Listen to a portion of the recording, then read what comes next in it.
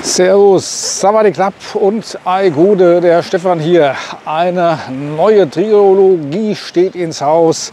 Ich nenne sie Ärgern im Paradies. Sachen, über die ich mich geärgert habe, über die ich mich noch ärgere und über die ich mich wahrscheinlich ärgern werde.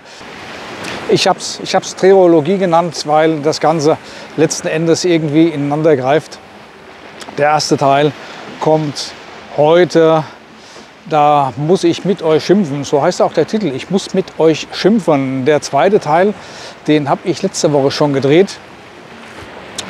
Warum es bei drei Ladies immer nur ums Geld geht. Und der dritte Teil, ich komme ins Fernsehen. Wie und wann und wo, das erzähle ich euch dann im dritten Teil. Den ersten Teil wollte ich eigentlich am letzten Sonntag schon veröffentlichen. Und da bin ich wohl etwas über das Ziel hinausgeschossen. Ich habe meinen Beitrag angesehen und habe gedacht, das kannst du so nicht veröffentlichen. Deshalb mache ich es jetzt noch mal neu. Den zweiten Teil habe ich am gleichen Tag gedreht. Ich glaube, es war am Freitag oder Samstag letzte Woche. Der dritte Teil, der wird Ende der Woche gedreht. Ich hoffe, ich bekomme da noch ein bisschen mehr Informationen dazu, die ich noch nicht habe. Sei es drum, wie auch immer, am Freitag oder Samstag, dritter Teil, Stefan kommt ins Fernsehen. Also, jetzt fangen wir an mit Teil 1. Seid gespannt, es geht los.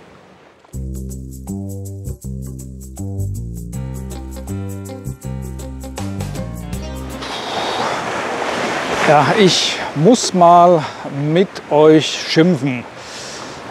Nicht mit allen. Eigentlich betrifft es nur so einen kleinen Promillsatz, die mir hier so ein bisschen den Spaß an der Sache, ja, ich würde nicht sagen nehmen, aber ein bisschen drüben. Als ich den Kanal eröffnet habe vor 8 Monaten, da wusste ich, was auf mich zukommt. Ich präsentiere mich hier mit breiter Brust, damals noch mit rundem Bauch, jetzt mit breiter Brust. Und gebe dann eine breite Angriffsfläche. Und ich erzähle hier praktisch live und ungeschminkt aus meinem Leben, aus meinen Erlebnissen, das, was mir passiert ist, das, was ich gemacht habe. Und da kommen auch jede Menge Kommentare und der ein oder andere Troll. Und wie gesagt, das ist nur ein Promillsatz.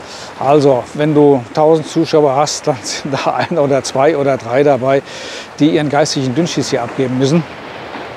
Und das ist soweit für mich auch kein Problem. Ich habe am letzten Sonntag ein Video veröffentlicht, das gar nicht geplant war. Mein Ziel ist es immer, 2 Videos pro Woche zu veröffentlichen. Wie lange ich das Ziel aufrechterhalten kann, weiß ich nicht. Das Video war nicht geplant, weil es sollte eigentlich ein Bericht über den Flughafen kommen. Das hatte ich euch erzählt. Und dann habe ich meinen Schlüssel verloren. Und dann habe ich euch darüber berichtet, wie ich meinen Schlüssel verloren habe, dass ich ihn doch wiedergefunden habe und was mich so an meiner Freundin ärgert, weil immer wieder das Thema Geld auf den Tisch kommt. Die fragt nicht, wie viel willst du haben, sondern es ist generell immer das Thema Geld. Und darüber habe ich mich geärgert und darüber habe ich mich so ein bisschen ausgelassen. Und die Kommentare, die dann kamen, die waren teilweise unter aller Sau. Ja, schießt die Alte in den Wind und so sind die alle und die wollen nur die Kohle und teilweise ganz schlimme Kommentare. Und ich habe die alle gelöscht. Und das Schlimme ist an der Geschichte, ich habe hier in Thailand und speziell in Pattaya so ein bisschen Popularität erlangt durch meine Videos. Und auch die Frauen gucken diese Videos. Und die Frauen schauen das auf dem Handy und lassen sich die Kommentare dann direkt in Thai übersetzen. Und dann lesen die den geistigen Dünnpfiff, den einige Trolls von sich abgeben. Und dann denken die natürlich auch, das sind Farangs, das sind Deutsche, so sind die Deutschen halt. Genauso wie die Kommentare dann schreiben, so sind die Frauen alle. Deutschland hat 80 Millionen Einwohner. Von Thailand habe ich es nicht mehr genau im Kopf. Sind es 70 Millionen oder sind es 80 Millionen? Sei es drum. Gehen wir mal davon aus, 1% dieser Thais oder ein halbes Prozent, man muss ja teilen, 50% Frauen, 50% Männern. Von diesen 80 Millionen gehen 0,5% der Frauen in den Touristenregionen Pattaya, Phuket, Bangkok, Hua Hin, Chiang Mai, Krabi, Koh Samui und wie sie alle heißen, arbeiten. Dann ist das nicht repräsentativ für alle Thai-Frauen. Und jede Thai-Frau ist anders. Und Thailand gehört zu den beliebtesten Reisezielen oder Fernreisezielen der Deutschen. Dann gehen wir mal davon aus, von diesen 80 Millionen Deutschen fliegen 10% nach Thailand. 5% davon sind Männer. Dann sind das 4 Millionen. Dann treffen 4 Millionen Deutsche auf 400.000 Thai-Frauen. Das heißt, jeder Deutsche teilt sich dann mit 9 anderen seine Thai-Frau. Dass die Verhältnisse dann anders sind, ist vollkommen klar. Dass diese 4 Millionen Deutschen sich vorwiegend in den Touristengebieten, die ich gerade genannt habe, rumtreiben, dass sie vorwiegend in die Bars gehen, dass sie vorwiegend dort ihre Frauen kennenlernen. Das ist so. Die Thai-Frauen haben von den deutschen Männern genauso ein schlechtes Bild wie viele Deutsche von den Thai-Frauen. Die Deutschen fressen wie die Schweine, saufen wie die Löcher, rauchen wie die Schlote, haben kein Benehmen und keinen Respekt vor der Kultur, sind alt und fett und hässlich und glauben, hier für ihre Kohle können sie sich ein junges Mädchen kaufen. Und das können die. Und das ist bekannt in Thailand.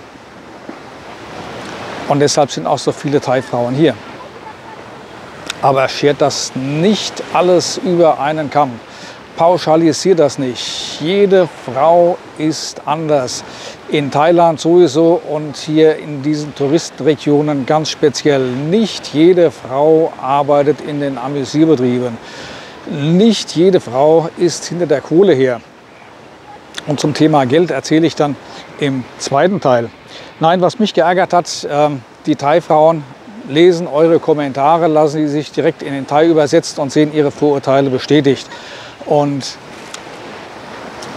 mit manchen Thai-Frauen war ich ja dann zusammen und die beziehen das sofort auf sich, was ja auch wieder vollkommen verkehrt ist, weil ich eine Situation beschreibe und keine Frau. Ich beschreibe das, was mich ärgert und nicht mich belastet. Das ist die Situation und nicht die Frau selbst. Um dem vorzubeugen, werde ich solche Berichte, und das Komische ist ja, der Bericht über den Flughafen, den habe ich gemacht in 2 Teilen. Der hat, glaube ich, beide Teile zusammen 6.000 Zuschauer bekommen.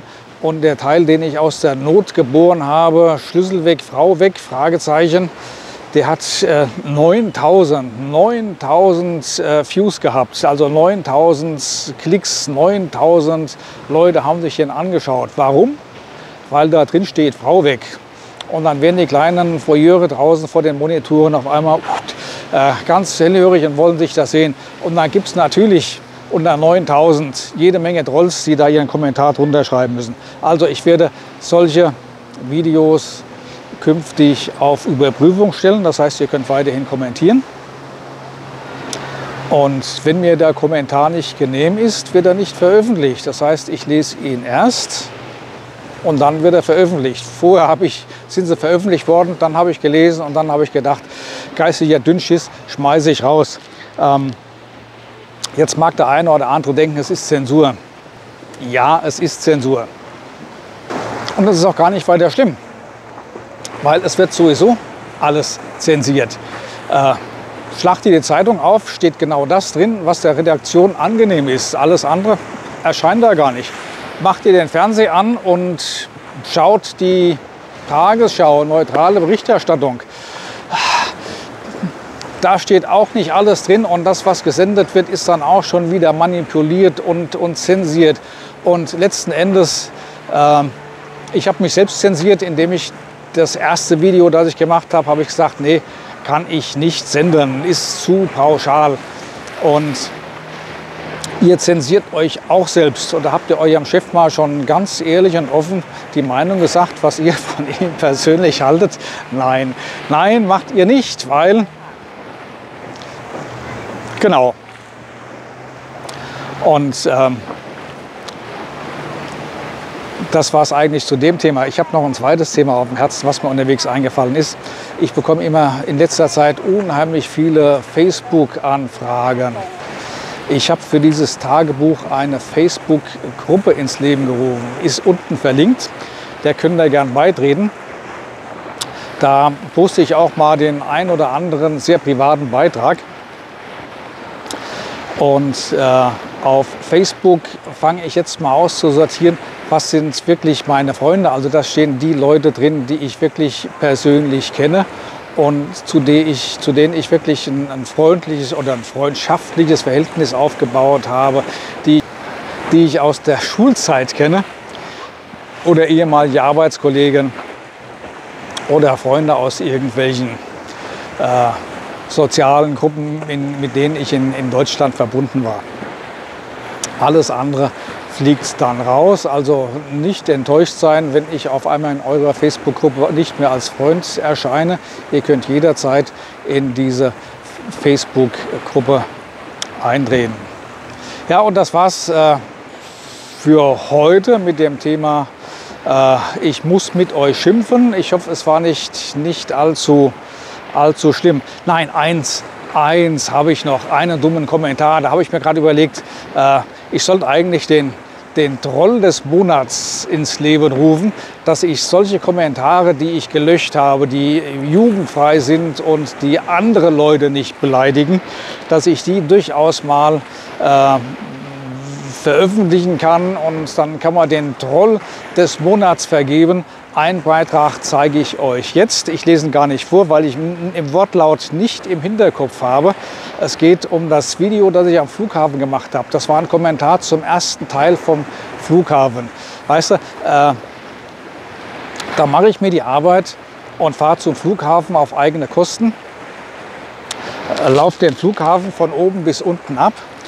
Habe 2 Tage Arbeit mit dem Videoschnitt gehabt. Habe meinen Schlüssel dabei noch verloren. Und dann kommt da so ein schwachsinniger Kommentar. Das Video habe ich gemacht, um euch mal den Trigger zu zeigen, warum ich den gemacht habe. Ein Freund von mir oder ein Bekannter von mir ist jetzt in Thailand und hat gesagt, Stefan, guck dir mal an, wie ich am Flughafen abgezockt worden bin beim Geldwechsel. Hier in Pattaya kriege ich 1000 Baht mehr für den gleichen Betrag. Ja, ist so, weil er die Wechselstube nicht gekannt hat. Und da habe ich gedacht, das ist eine gute Idee, mal den Flughafen von oben bis unten zu zeigen. Weil viele wissen auch nicht, dass es hier in Thailand die Mehrwertsteuer zurückgibt. Die wissen nicht, wo sie das Gepäck frappen lassen können. Die wissen nicht, wo es günstiges Essen gibt. Die wissen nicht, wie man günstig nach Bangkok in die Stadt kommt oder günstig nach Hua Hin kommt. Die wissen auch nicht, wie man günstig nach Pattaya kommt. Die wissen bloß, wie sie günstig von Deutschland nach Thailand kommen. Und dann ist vorbei. Für solche Leute ist das Video gemacht und dann kommt so ein Schwachsinnskommentar. Den zeige ich euch jetzt noch. Dieser Beitrag ist nominiert für den Troll des Monats. Lest ihn euch durch.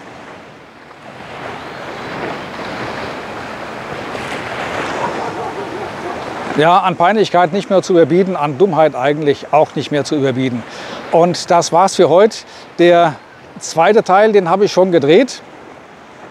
Da kommt auch mal eine Thai zu Wort, hat sich zufällig so ergeben. Eigentlich sollten 2 Thais zu Wort kommen, das hat sich dann nicht ergeben. Und den werde ich denke ich, was haben wir denn? Heute ist Dienstag, Mittwoch, am Donnerstag veröffentlichen. Bis dahin, tut Gutes, habt Spaß, genießt euer Leben. Tschüss, euer Stefan.